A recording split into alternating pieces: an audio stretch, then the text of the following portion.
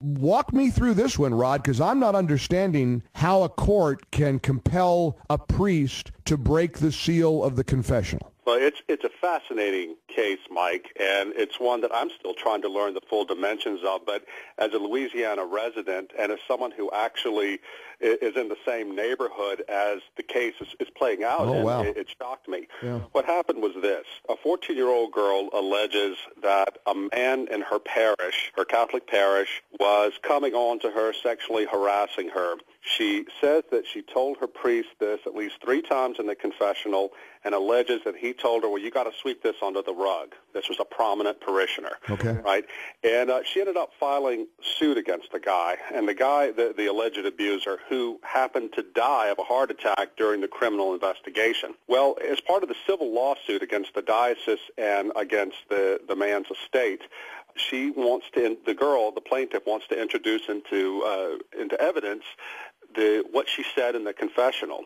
And the state Supreme Court has ruled that the priest has to be compelled to say what he learned from this girl in the confessional. Well, he can't do that under canon law. It's such a huge sin in the Catholic Church that he would be instantly excommunicated and, as you said, could be even damned for that. Well, it's shocking to me that the state Supreme Court ruled this because, to me, it seems like a clear First Amendment issue. Turns out I went and read the Supreme Court decision, and they correctly interpreted, as far as I can tell, what the state statute governing this sort of thing says. I think what happened is nobody figured that the priest penitent privilege would need to be cited by a priest to protect himself. They always looked at it as protecting the penitent. Well, here we have the penitent saying, this is what he said to me. Come on, Father, don't you agree? The priest may not have done any of that, but he cannot even defend himself without getting himself excommunicated.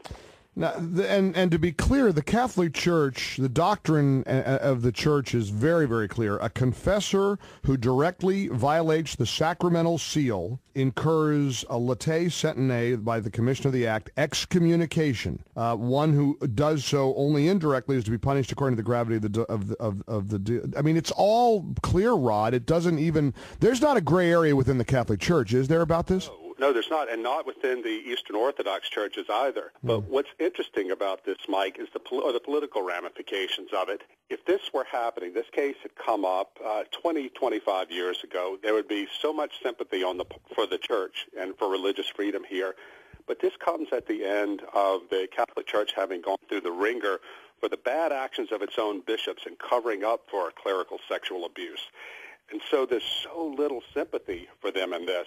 And that worries me. It worries me as someone who's not a Catholic. In fact, I'm an ex-Catholic who left the Catholic Church because I was so angry over the abuse scandal. Mm-hmm. But as someone who is not a Catholic yet still a Christian, it scares me to death to think about the threat to religious freedom here if we say the state can compel any church, the Catholic Church or any church, to violate something so central to its understanding of itself. We're in real trouble. And I think we're getting to that point.